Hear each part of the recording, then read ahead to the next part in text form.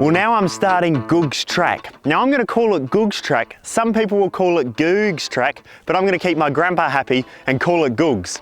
Anyway, Goog's Track is a 150 kilometre four-wheel drive track that connects Ceduna up to Kingunya. It travels through some relatively untouched vegetation, but the story of how Goog's Track was actually built is pretty interesting.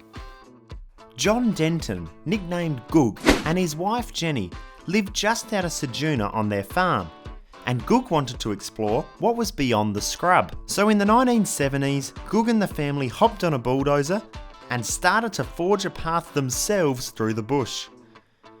It took almost 3 years, but with the support of his family and friends, Goog pushed all the way from his house over 150 kilometres north to meet up with the railway line, now providing a more direct route from central South Australia to Ceduna. It's a story that sounds a little bit like a legend, but I was fortunate enough to meet up with Jenny Denton, Goog's widow, who still lives locally, and told me all about the time she spent pushing the track with Goog.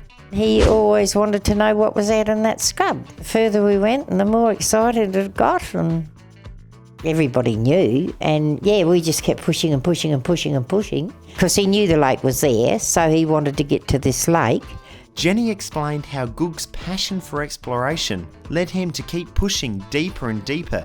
There's a lot of stories that it was pushed out there for us to go to the races, but no, it was just that Goog wanted to do it. Yeah, it was fun from the start to the finish. Oh, we had a few breakdowns and all those things. It was all sorts happened out there. It's hard to imagine the conditions that Goog and Jenny endured while pushing the track.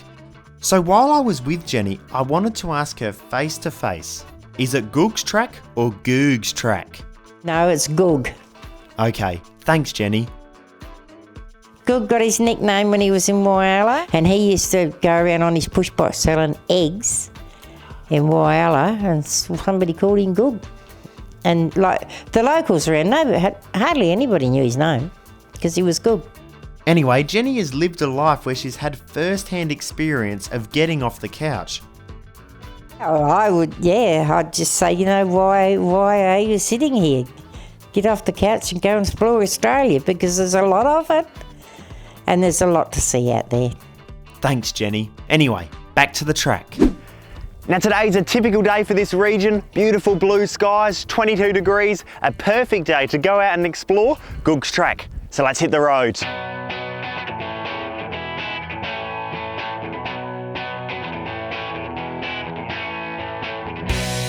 Our first day on Goog's Track, we set off from the northern end of the track near the small town of Tarcoola to our first stop, Mount Finke.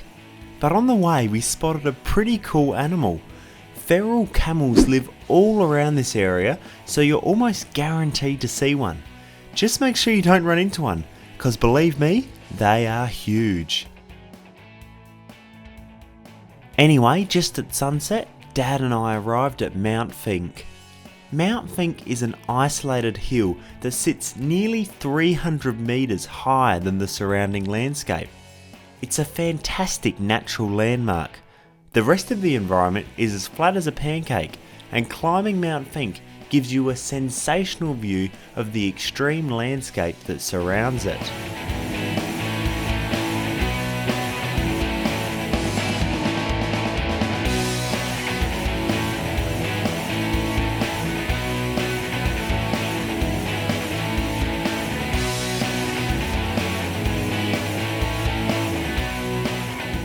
Now back on the track, I took my turn at the reins of the steering wheel, tackling the hundreds of majestic sand dunes that bulge their way across this region.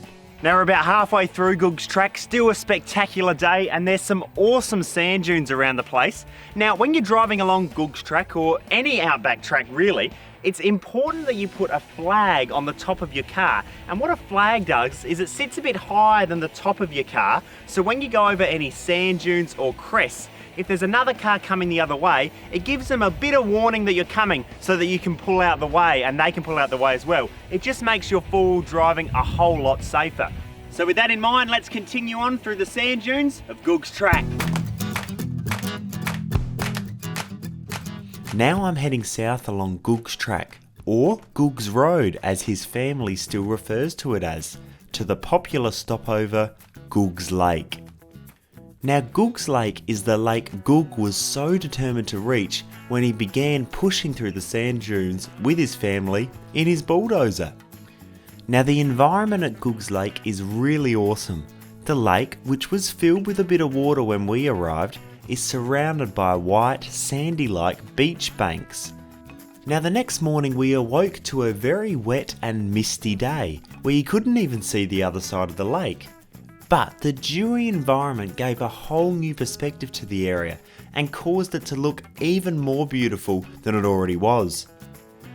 Then, quite literally out of the fog, came a whole mob of emus, striding along, giving us a nice close-up and personal experience with my favourite flightless bird.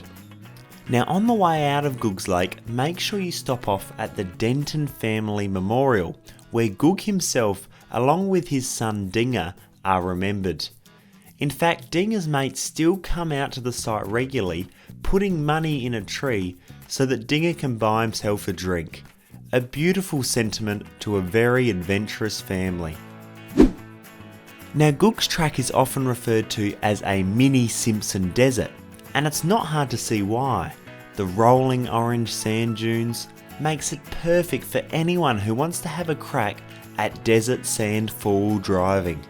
Now when you're travelling along Goog's Track, you cross the dog fence. Now the dog fence is a fence that runs from the west coast of South Australia, northeast, all the way up into Queensland. And the purpose of the dog fence is to keep dingoes out of the southeastern pastoral areas of Australia. And it does a pretty good job, as long as we all do the right thing. Now the golden rule with gates is leave them as you've found them. So if you come across a gate that's closed, make sure you leave it closed. And if you come across a gate that's open, leave it open. All the gates along the dog fence, of course, will be closed. So let's head through this one, close it on the way, and continue along Goog's Track.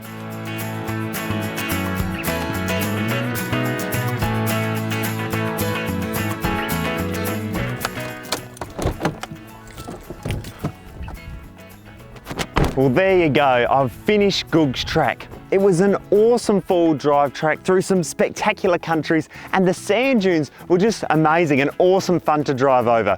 So if you've got a good four-wheel drive setup, I'd totally recommend hitting Goog's Track and having a good time. It really was a lot of fun.